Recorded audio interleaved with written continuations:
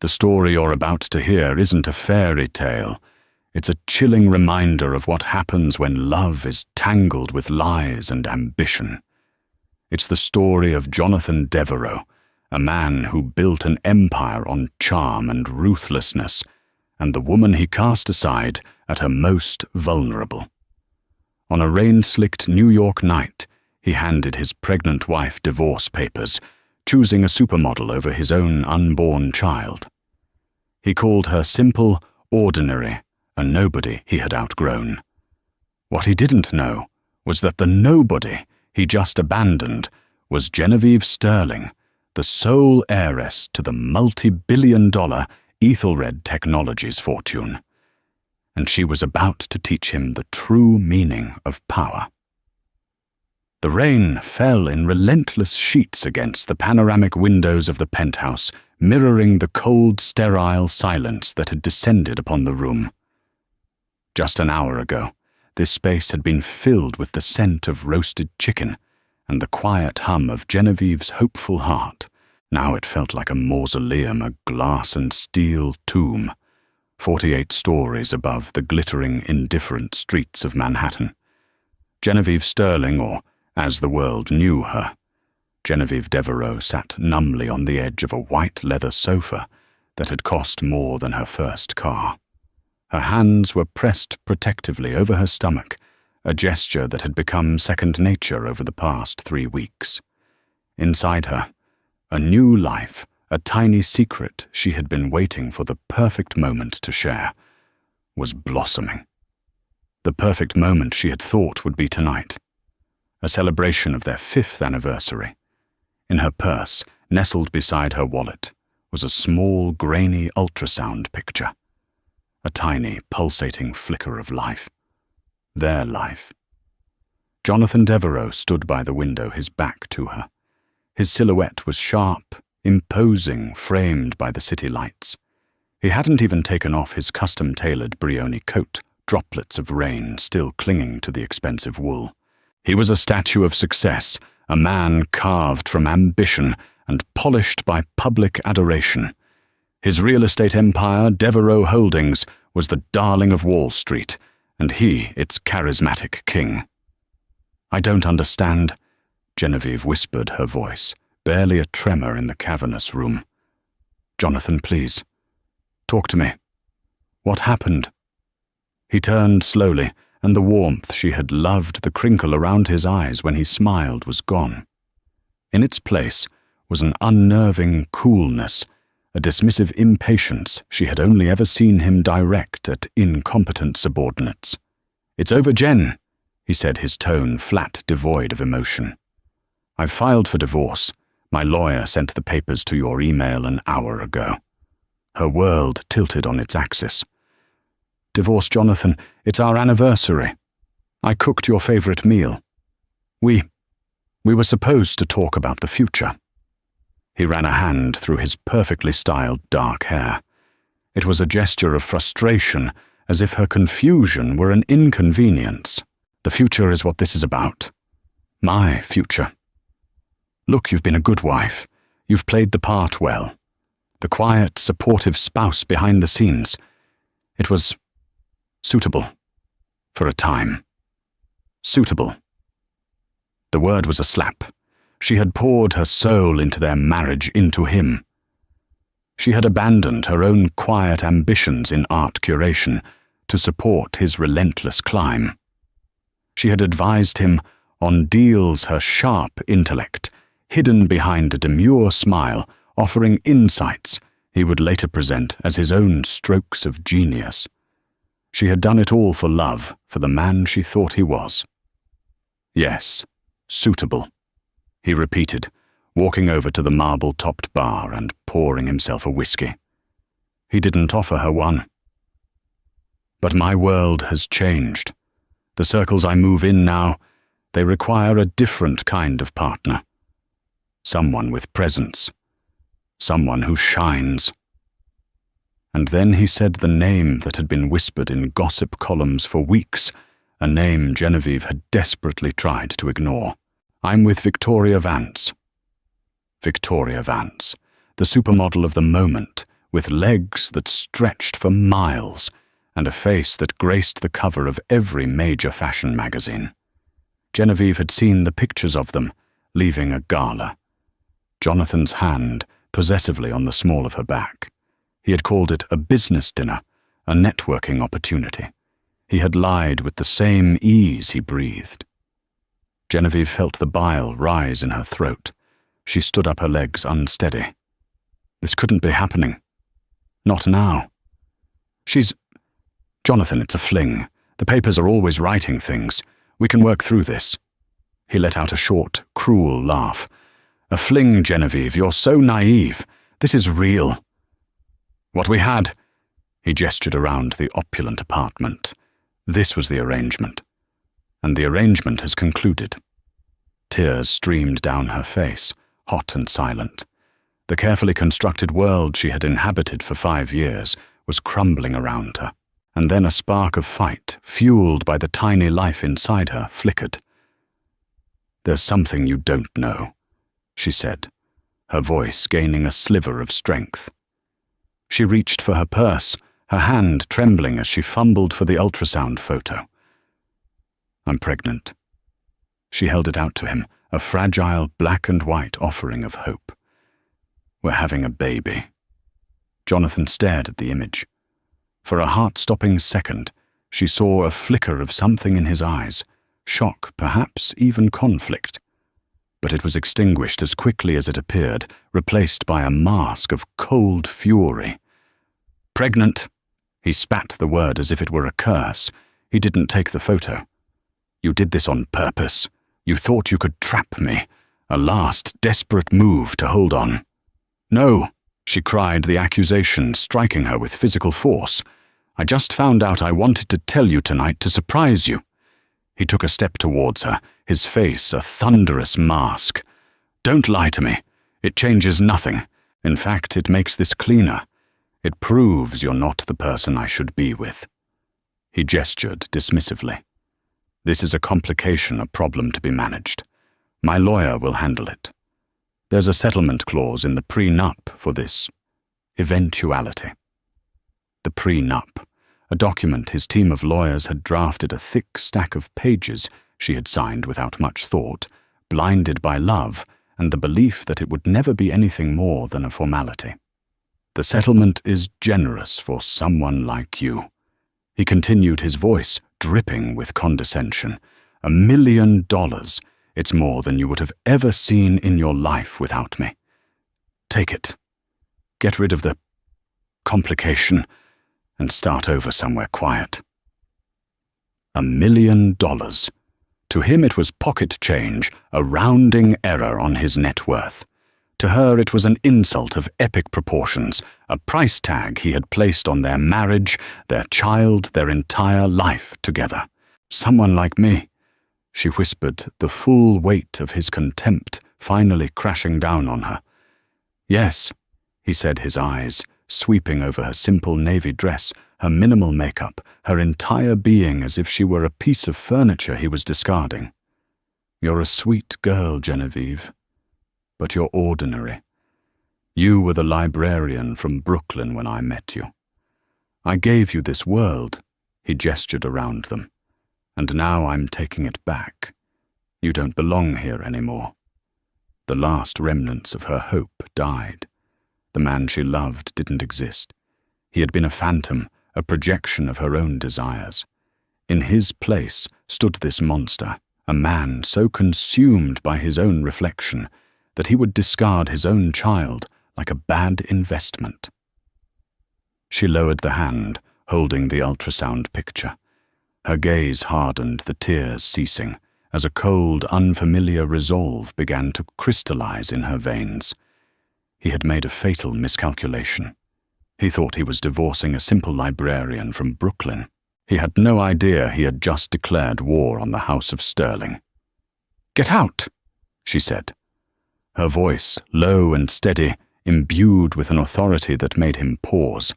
He blinked, taken aback. "This is my apartment, Genevieve. And you have just made it abundantly clear that I am no longer welcome in your life. So for the last time, get out of my sight." He scoffed a smirk playing on his lips. Fine. Have your little dramatic moment. My assistant will arrange for your things to be collected. You have 24 hours to vacate. He turned, adjusted his coat, and walked to the door without a backward glance. The heavy door clicked shut, the sound echoing the final brutal closing of a chapter in her life. Genevieve stood alone in the silence, the city lights painting patterns on the floor. She slowly sank back onto the sofa, her body racked with silent sobs. She cried for the man she thought she had married. She cried for the future that had been stolen, and she cried for the innocent child who would now be born into a war. But as the storm outside raged on, the sobs subsided, replaced by a chilling calm. The pain was still there, a raw, gaping wound. But beneath it, the sterling blood in her veins, the legacy of a man who had built a global tech empire from nothing, began to stir. Jonathan Devereux thought he was ridding himself of a simple, ordinary wife. He was about to find out how extraordinary and how dangerous she could be. The name Sterling was not one that appeared in gossip columns or on the society pages. It was a name whispered in the hushed, hallowed halls of Silicon Valley, on the trading floors of Tokyo and Frankfurt, and in the secure data centers that powered the modern world. Richard Sterling, Genevieve's father, was a titan of technology, the reclusive genius behind Ethelred Corporation. Ethelred wasn't just a company. It was an institution, a pioneer in quantum computing, cybersecurity, and artificial intelligence. Its wealth was vast, its influence immeasurable, and Genevieve was its sole heiress. This was the secret she had guarded for over 7 years. It wasn't born of shame, but of a deep, aching desire for normalcy. Growing up in a sprawling Atherton estate, she had seen firsthand what the Sterling name did to people. Suitors saw a walking trust fund, friends saw an opportunity, and the world saw a symbol, not a person. Every relationship was transactional, every kindness suspect. After a particularly painful betrayal in college, where a man she thought she loved had attempted to sell her private correspondence to a tabloid, she had made a decision. She broke away.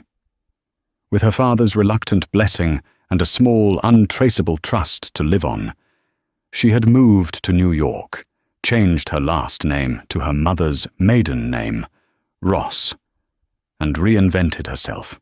She became Genevieve Ross, a bright but unassuming art history graduate who found a quiet joy in her job at a local library and later as a junior curator at a small gallery. She wanted to be loved for her mind, her quiet wit, her gentle heart, not for the 9 zeros, that followed her name. And then she met Jonathan Devereux. He was a rising star in real estate, hungry-driven and charismatic. He saw her at a charity auction, not as she bid on a priceless painting, but as she was passionately explaining the history of a minor landscape sketch to an elderly patron. He had been captivated, he said, by her passion and her intelligence. He pursued her relentlessly. He loved her stories about her modest upbringing in upstate New York, her tales of a quiet academic family. He loved, he claimed, that she was real and uncomplicated. She had fallen for it completely. She had believed she had finally found it, a love that was hers alone, untainted by the shadow of Ethelred. The irony was a bitter pill to swallow. The very ordinariness he claimed to adore was the same thing he now despised her for. The morning after Jonathan's departure, the penthouse felt alien. The minimalist furniture, the curated art, the sweeping views, it was all his, a stage set for the life he wanted to project. Genevieve packed a single suitcase. She took no jewelry, no designer clothes, just her personal effects, a few beloved books, and the ultrasound photo which she now carried like a sacred text. As she waited for the elevator, Jonathan's personal assistant, a brisk young woman named Bethany, arrived with a courier. "Mr. Devereux asked me to deliver this," Bethany said, her gaze carefully avoiding Genevieve's face. She handed over a thick envelope. Inside was a cashier's check for $1 million and a brutally concise legal document outlining the terms of her departure. A gag order was included, preventing her from ever speaking publicly about their marriage. It was a severance package, a corporate dismissal. Genevieve looked at the check at the crisp printed numbers that were meant to erase 5 years of her life and the existence of their child. A cold fury, purer and harder than any emotion she had ever felt, settled in her heart. She took a pen from her purse, wrote "void" in large, sharp letters across the front of the check, and handed it back to the stunned assistant.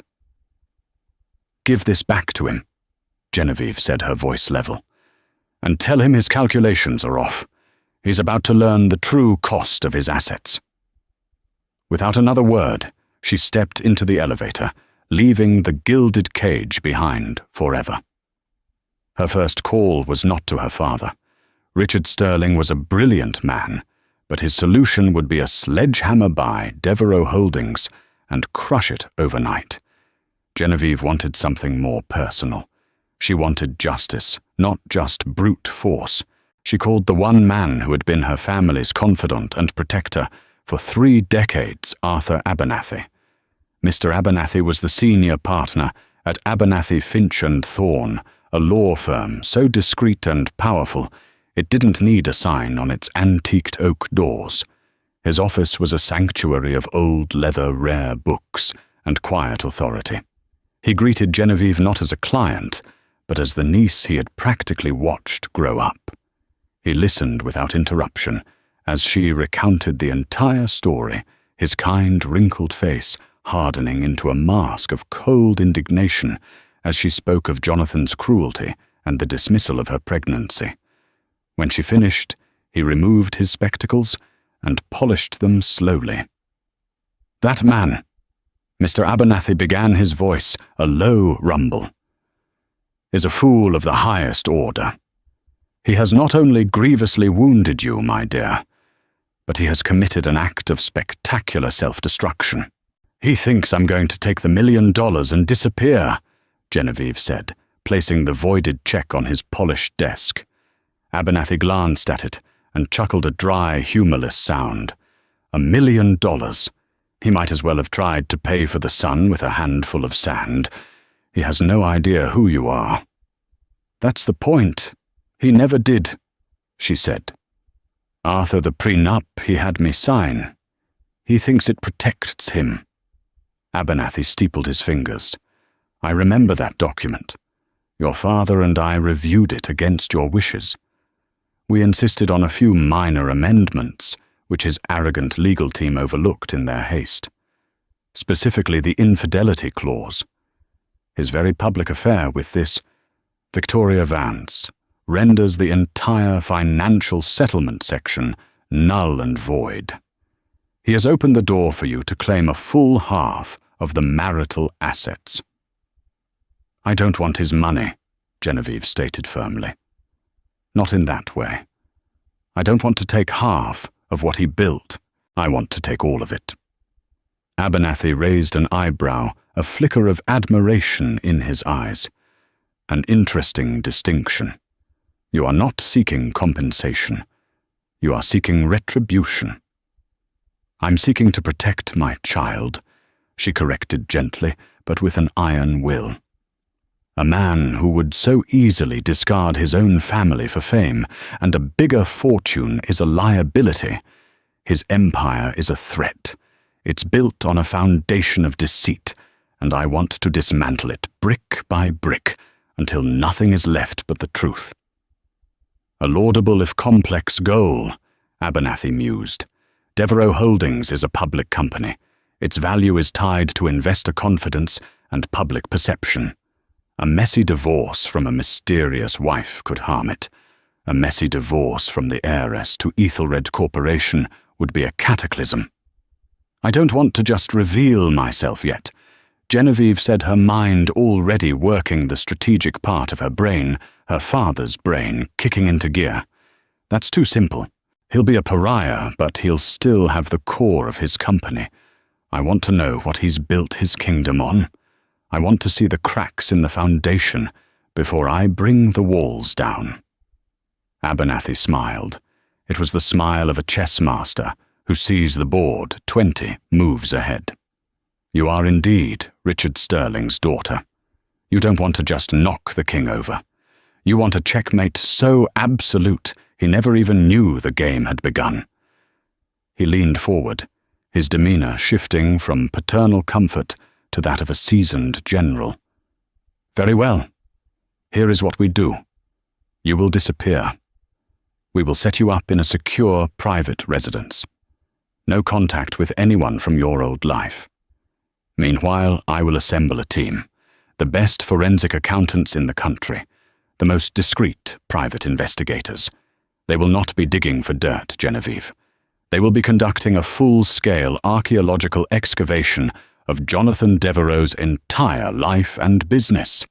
He picked up the voided check. He thinks this is your value. We will show him his error. While he is flaunting his new life in the tabloids, we will be operating in the shadows. He will be so blinded by the spotlight, he won't even see the ground crumbling beneath his feet. Leaving Abernathy's office, Genevieve felt a profound shift within herself. The heartbroken wife was gone. In her place was a woman with a purpose, a future queen reclaiming her power. She was no longer Genevieve Devereux, the discarded wife, or Genevieve Ross, the quiet curator. She was Genevieve Sterling, and a storm was coming to New York. While Genevieve retreated into the shadows, Jonathan Devereux and Victoria Vance exploded into the light. They were an inferno of publicity, their every move chronicled by a ravenous media. Paparazzi shots showed them laughing on a yacht in St. Bart's, kissing under the Eiffel Tower, and gracing the red carpet at the Met Gala. Jonathan with Victoria on his arm was more than a real estate mogul. He was a celebrity, an icon of success and virility. Victoria, for her part, reveled in the attention. She launched a lifestyle brand, Vance, funded entirely by Jonathan's seemingly bottomless pockets. It was a vapid collection of overpriced candles, silk pajamas, and wellness teas. But the press adored it. Jonathan saw her not just as a lover, but as a strategic asset, a beautiful face to bolster his brand. He felt invincible. His ex-wife, Genevieve, had vanished as he'd commanded. The $1 million check had been returned, which he interpreted as a petty emotional gesture from a scorned woman. He imagined she had crawled back to whatever mediocre life she came from her brief flight into the stratosphere of his world, now just a bitter memory. He never gave her another thought. His focus was singular, the apex tower. It was to be his masterpiece, a spiraling futuristic skyscraper on the last prime piece of undeveloped land in Midtown Manhattan. It was a project of staggering ambition and astronomical cost, a $3 billion gamble that would cement his legacy. The project required a consortium of international investors and a labyrinth of city permits, all of which Jonathan was masterfully juggling. The groundbreaking was 6 months away, and its success was paramount. Meanwhile, in a discreet, soundproofed suite at a private residential hotel, under a pseudonym, Genevieve was building her war room. The space was a stark contrast to her former life. No art, no personal touches, just a suite of high-end computers, encrypted communication arrays, and a large digital whiteboard filled with complex diagrams of Devereux Holdings' corporate structure. Mr. Abernathy's team was ruthlessly efficient. They were the librarians. A nickname Genevieve had given them, a nod to her old life. The team consisted of a former SEC investigator, a world-renowned forensic accountant who had untangled the finances of fallen dictators, and a white-hat hacker who owed Richard Sterling a life-altering favor. They began to feed Genevieve a torrent of data. Every transaction, every email, every contract Jonathan had signed for the past decade was digitized, cross-referenced, and analyzed by proprietary Ethelred data mining algorithms. Genevieve, with her sharp, analytical mind, was not a passive observer. She was the commander, directing their inquiries and spotting patterns others might miss. The first crack appeared not in his business, but in his personal life. Jonathan had always maintained that the seed money for his first major property deal came from a modest inheritance. The librarians found otherwise. The money, a sum of $2 million, had been wired from an offshore account belonging to his first boss and mentor, a man named Walter Pierce, who had died suddenly of a heart attack just weeks after the transfer. The official story was that Pierce, a father figure to Jonathan, had gifted him the money. The reality buried in encrypted and deleted emails recovered from an old server was far darker. Jonathan had discovered Pierce was having an affair and had systematically blackmailed him for the startup capital. He didn't build his company on an inheritance, Genevieve said to Abernathy over a secure video link. He built it on extortion. This is damning, but it's a personal matter from long ago. Hard to prosecute, easy for him to spin, Abernathy cautioned. I'm not looking to prosecute him for that, Genevieve replied, her eyes fixed on the screen. I'm looking for a pattern. If he was willing to do that, then what is he willing to do now? The answer came a week later, hidden within the mountain of paperwork for the Apex Tower project. Devereaux Holdings had acquired the final crucial parcel of land for the tower from a small, family-owned manufacturing business that had operated on the site for a century. The official record showed a straightforward sale with the family willingly relocating, but the forensic accountant, a stoic woman named Miss Davies, found a series of shell corporations and intermediary buyers that deliberately obfuscated the final purchaser. More disturbingly, she flagged a series of payments from one of these shell companies to an account linked to a city councilman, Robert Hines. Hines was the chairman of the zoning committee that had controversially approved the rezoning of that exact parcel of land from industrial to high-density commercial, multiplying its value tenfold overnight. He didn't just buy the land, Genevieve murmured, tracing the flow of money on the screen. He bought the zoning change. The hacker, a young man who went only by Cypher, dug deeper. He accessed city server backups and found the original zoning proposal. It had been rejected. Then 2 days after the payments were made to Councilman Hines, a revised application was submitted and fast-tracked for approval. This was the cornerstone of his empire. The Apex Tower, his crowning achievement, was built on a foundation of bribery and political corruption. Now Genevieve had to decide how to use this information. A direct leak to the press would be explosive, but Jonathan was a master of public relations. He would sacrifice the councilman claim he was the victim of a rogue employee and weather the storm. She needed a more insidious approach. She needed to be a ghost in his machine. Her target was not Jonathan himself, but the confidence of his investors. The consortium funding the Apex Tower was led by a notoriously risk-averse Japanese investment firm, Mitsui Global. Genevieve, using her innate understanding of both technology and human psychology, devised a plan. Through Athelred's vast resources, she identified a senior risk analyst at Mitsui Global, a man named Kenji Tanaka. Cypher then executed a flawless spear-phishing attack, not with a malicious link, but with a series of perfectly crafted, innocuous-looking emails that seemed to come from industry colleagues. Buried within the metadata of a seemingly harmless PDF, an industry report on New York real estate trends, was a tiny, untraceable data packet. The packet did nothing but sit on Mitsui's server dormant. Then one evening it activated. It didn't steal data or cause damage. It simply altered a single digit in a dozen financial projections related to the Apex Tower's expected return on investment.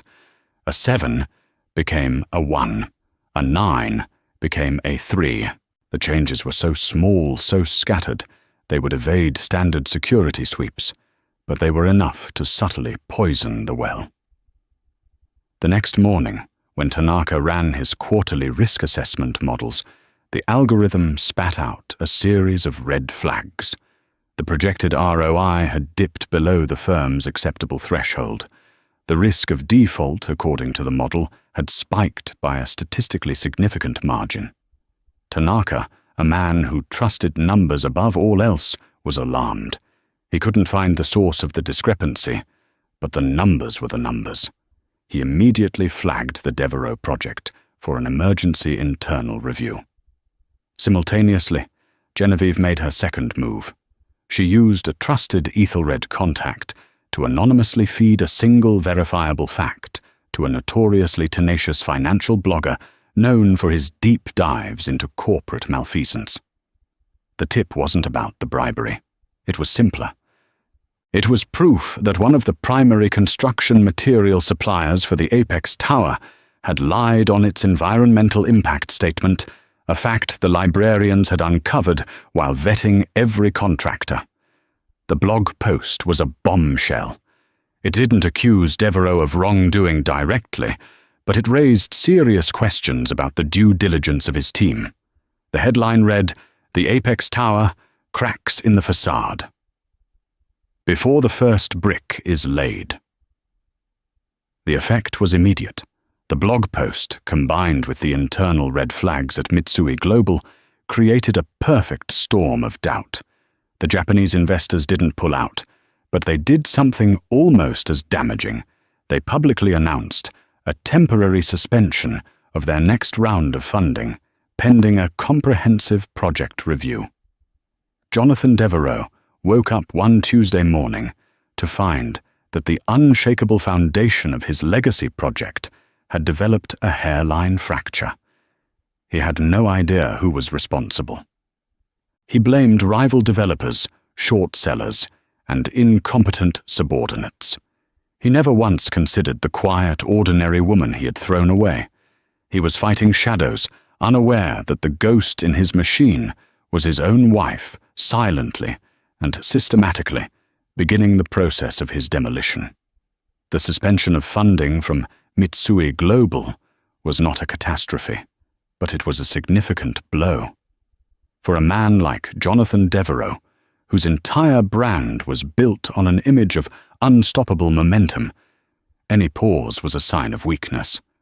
And in the shark tank of New York real estate, the scent of blood travels fast.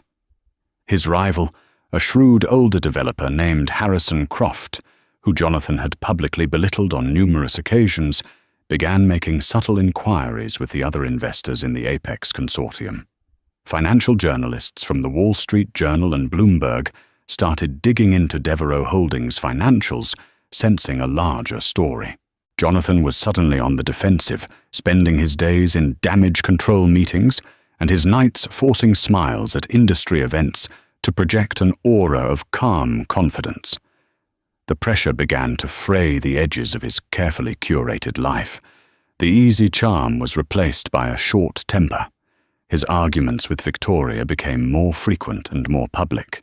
She had signed on to be the girlfriend of the King of New York, not the partner of a stressed-out executive facing a financial crisis. "Why are all our cards being declined?" she demanded one afternoon, storming into his home office. She threw a platinum credit card onto his desk. "It was embarrassing, Jonathan. I was at Bergdorf's. There's a temporary hold on some corporate accounts pending the project review." He snapped, not looking up from his computer screen. "Just use one of the other cards." "They're all like that. What is going on?" "That horrible blogger is writing about you again, and people are whispering. They said the Apex Tower is stalled. Is it true?" "It's a minor delay," he lied, rubbing his temples. "A procedural hiccup. It's being handled." "Well, handle it faster," she said, her voice sharp. My brand launch is next month. We're hosting the party on the future site of the Vance headquarters, the top floor of your tower. I need to know it's going to be there." Her complete lack of concern for his predicament, her selfish focus on her own brand, grated on him. In a fleeting, unwelcome thought, he remembered how Genevieve would have reacted. She would have sat with him, made him coffee, listened patiently, and then, in her quiet way, offered a perspective so insightful it would untangle the entire problem. The thought was so jarring, he pushed it away with a fresh wave of anger. From her command center, Genevieve watched his unraveling with a cold, detached precision. The librarians were now focused on Jonathan's core business, the portfolio of commercial and residential properties that formed the bulk of Devereux Holdings. The public records showed a string of successful, profitable buildings, but the internal documents, painstakingly reassembled from deleted files and server ghosts, told a different story. Ms. Davies, the accountant, made the key discovery. Jonathan's declared profits were artificially inflated. He was using a highly questionable and borderline fraudulent accounting practice. He was capitalizing expenses that should have been recorded on the income statement, things like extensive repair costs and marketing fees, and listing them as assets on the balance sheet. This made his properties look far more profitable and valuable than they actually were. It was a classic house of cards. As long as he kept acquiring new properties and securing new funding, the scheme could continue. But the moment the flow of cash stopped, as it had with the Apex Tower, the entire structure was at risk of collapse. "He's not a genius," Genevieve said, staring at the falsified balance sheets. "He's a gambler on a winning streak, and it's about to end." It was time for the next move. This one would be more direct a strike at the heart of his perceived financial acumen.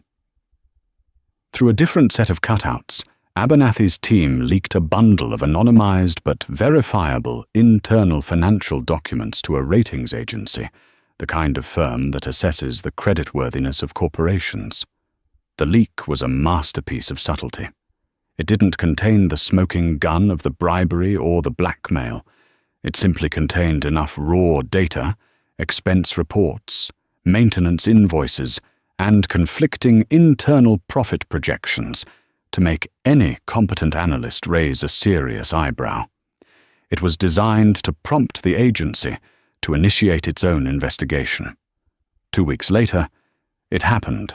The ratings agency, citing concerns over accounting irregularities and a lack of transparency in asset valuation, placed Devereux Holdings on a credit watch with negative implications. The Wall Street Journal headline the next day was brutal. Devereux Holdings under scrutiny ratings agency warns of accounting irregularities. The stock market responded instantly. By noon, DH stock had plummeted by 35%. Billions of dollars in market capitalization vanished in a matter of hours. Jonathan was trapped in a whirlwind of margin calls from the banks that had loaned him money against his stock holdings. He was forced to start selling off his personal assets to cover the calls: a jet, a collection of vintage cars, a villa in Tuscany. His world was shrinking, the walls closing in. He became paranoid, accusing his inner circle of betrayal. He fired his CFO, a man who had been with him for a decade, accusing him of being the source of the leak. He put his entire staff under intense scrutiny, creating a toxic atmosphere of fear and suspicion. The most profound twist, however, came not from the financial markets, but from the private investigation into his life.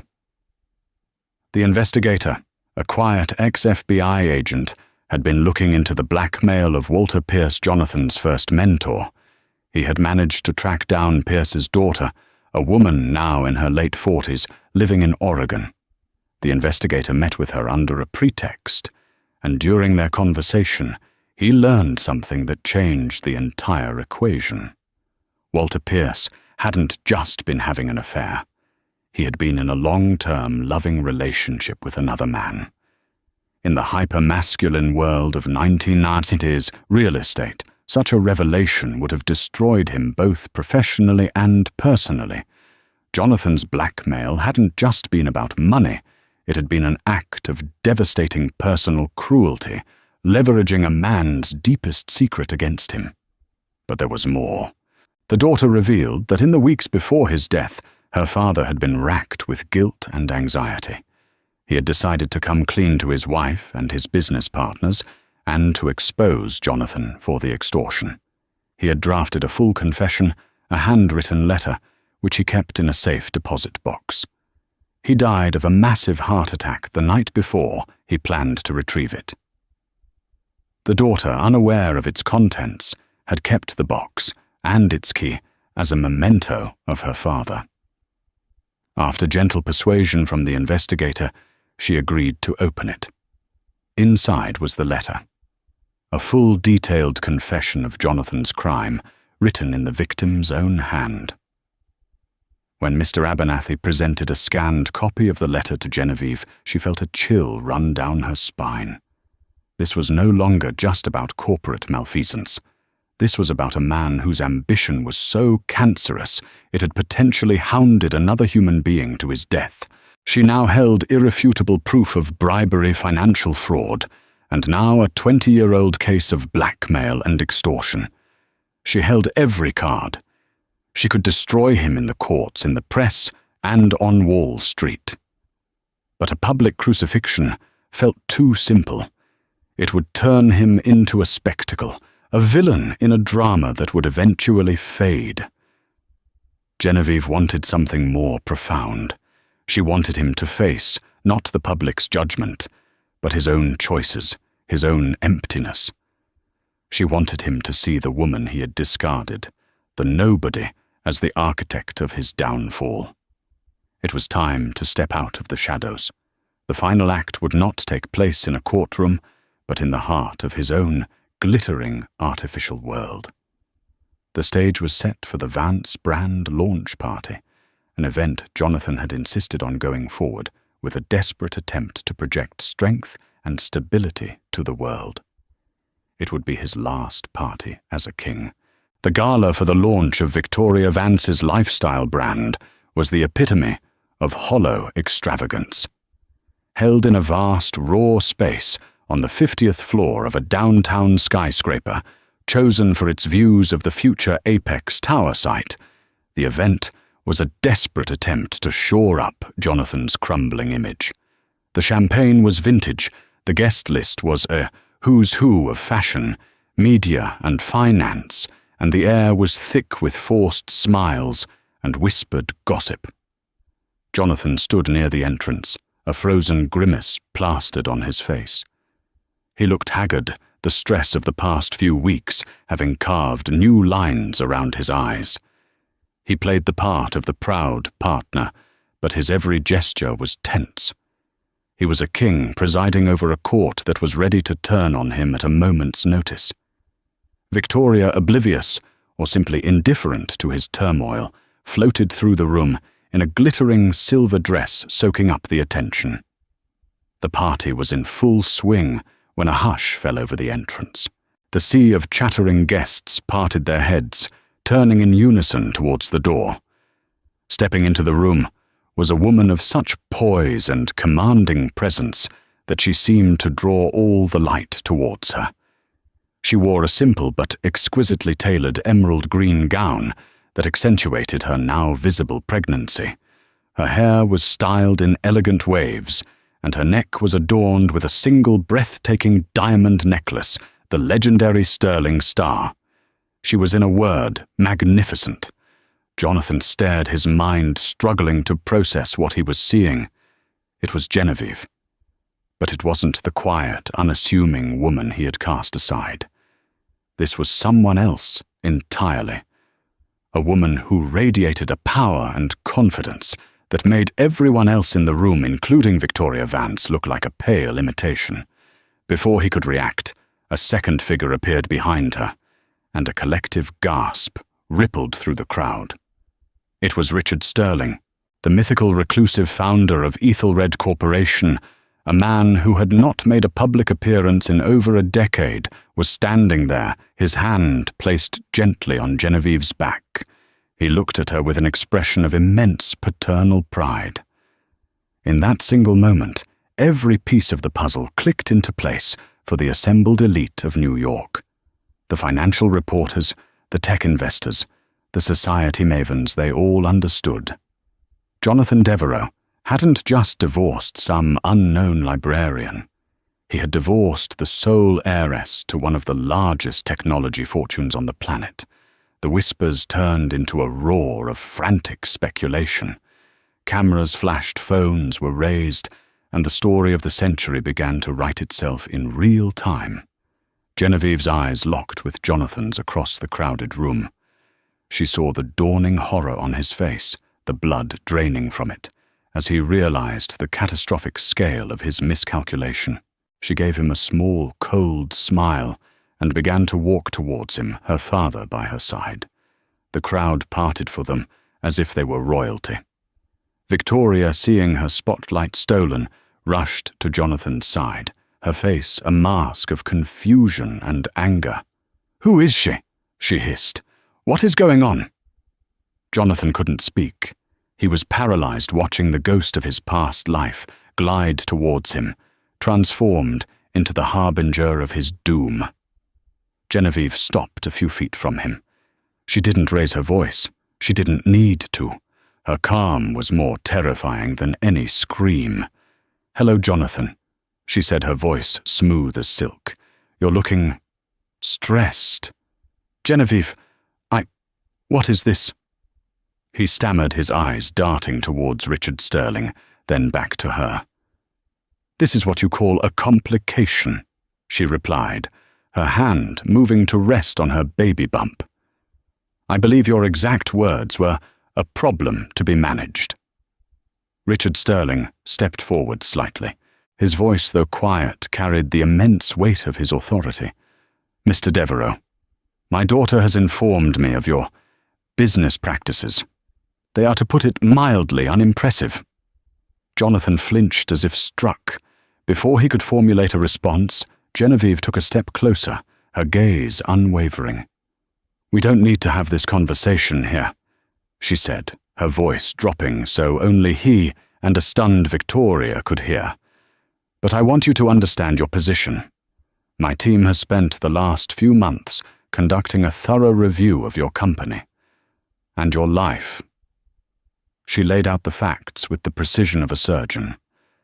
"We know about the fraudulent accounting that's keeping your company afloat. We know about the bribery of Councilman Hines to secure the zoning for your precious tower. And Jonathan," her voice became ice, "we have the handwritten letter from Walter Pierce detailing how you blackmailed him for your seed money." Jonathan's face turned ashen. Every secret, every crime he had buried was being laid bare in the middle of his own party. "You have two options," Genevieve continued her tone, leaving no room for negotiation. "Option A. You release a statement tonight, announcing your immediate retirement due to personal reasons. You will oversee the complete dissolution of Devereux Holdings. Every asset will be liquidated to repay your investors and the banks in full. You will make a full anonymous restitution to Walter Pierce's family. And you will plead guilty to the lesser charges of financial fraud for which my father's lawyers have already negotiated a deal that involves a hefty fine and probation, but no jail time. Then you will disappear. You will leave New York and never work in this country again. And option B," he whispered, his voice hoarse. "Option B," she said, "is that I walk over to that reporter from the Wall Street Journal and I give her everything. The financials, the proof of bribery, the blackmail letter. The SEC, the district attorney, and the IRS will descend on you by sunrise. The charges will include grand larceny, wire fraud, and conspiracy. You will spend the next 20 years of your life in a federal prison. Your name will become a cautionary tale for greedy, foolish men." She paused, letting the weight of her words sink in. "The choice is yours. You have 5 minutes." As Genevieve spoke, Victoria's eyes darted between her and Jonathan, her sharp mind calculating the trajectory of this sinking ship. The dream of being Mrs. Devereux, the Queen of New York, was evaporating before her eyes. Survival instincts kicked in. As Genevieve finished her ultimatum, Victoria took a deliberate step away from Jonathan. She turned to a nearby reporter from page 6. Her face, a perfect portrait of shocked innocence. "I had no idea," she exclaimed, her voice loud enough for everyone to hear. "He deceived me. He told me she was no one. I am a victim in all of this. I can't be associated with a man like that." It was the final, perfect betrayal. The woman for whom he had thrown everything away was now the first to abandon him, positioning herself as a fellow victim to save her own skin. Jonathan looked at Victoria's back, then at Genevieve's resolute face, and something inside him finally broke. The arrogance, the charm, the ruthless ambition, it all crumbled away, leaving behind a hollow, defeated man. He had lost everything, and the person who had taken it all was the ordinary, simple woman he had deemed worthless. He looked at Genevieve, at the child she carried, his child, and for the first time he saw not a complication, but the legacy he had so casually discarded. "Option A," he croaked the words, barely audible. "I'll take option A." Genevieve nodded once. She had won. It wasn't a loud, fiery victory, but a quiet, absolute checkmate. She turned without another word, and with her father's arm securely around her, walked out of the party, leaving the ruins of Jonathan Devereux's life behind her. The fall of Jonathan Devereux was as swift as it was brutal. True to his word, a press release was issued before midnight announcing his immediate retirement from all business activities to focus on personal matters. The next day, the board of Devereux Holdings, under immense pressure from a suddenly terrified group of investors, initiated the process of corporate dissolution. The story dominated the news cycle for weeks, a spectacular tale of hubris and downfall. Jonathan Devereux, the Titan, became a ghost, vanishing from the public eye completely. Genevieve, however, did not revel in her victory. She had not orchestrated his demise for the sake of revenge, but for the sake of justice. She had no interest in the blood money from his liquidated empire. Instead, she instructed Mr. Abernathy to perform one final task. After every investor, bank, and creditor had been made whole, there was still a substantial sum remaining Jonathan's personal profits from years of deceit. Genevieve directed that every last dollar be channeled into establishing a new charitable foundation. She called it the Sterling Ross Foundation, combining her father's name with the name she had chosen for herself when she sought a life of her own. The foundation's mission was twofold: to provide housing and legal support for single mothers facing economic hardship, and to fund financial literacy programs for women who had been victims of economic abuse. It was a mission born from her own pain, transformed into a vessel of hope for others. She didn't take over his company or build on its ruins. She erased it, and from its ashes she cultivated something clean and purposeful. 6 months later, the winter snow had melted, and a fragile spring was blooming in New York City. A pregnant Genevieve Sterling stood on a formerly derelict lot in the Bronx. She was not wearing a designer gown, but a simple dress and a practical coat. The flashbulbs were still there, but this time they were not capturing a drama of betrayal, but a moment of creation. She held a silver shovel ready to break ground on the foundation's first project, a state-of-the-art residential center for women and children offering not just shelter, but job training, childcare, and legal aid. Her father stood beside her, his face beaming with a pride that transcended his fortune. Mr. Abernathy was in the small crowd, smiling warmly. A reporter called out from the scrum. "Ms. Sterling, after everything that happened, do you have any message for other women?" Genevieve paused, looking out at the crowd, her hand resting on her belly. She was no longer hiding. She was a Sterling, yes. But she was also her own woman, defined not by the man she had married or the father she was born to, but by the choices she was making now. "My message is simple," she said, her voice clear and strong, carrying over the clicks of the cameras. "Your worth is not determined by who you are with or what you have. It is forged in your resilience. It is measured by your integrity. Never let anyone make you feel ordinary. Every woman is the heiress to her own strength.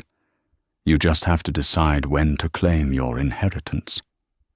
She smiled a genuine, radiant smile. Then, with a firm press of her foot, she drove the shovel into the earth, marking the beginning of a new legacy.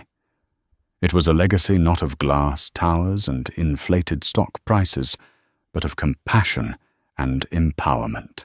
A legacy she would one day be proud to share with her child, a story not of a broken marriage, but of a woman who, when faced with the ultimate betrayal, refused to be a victim and chose instead to become a founder.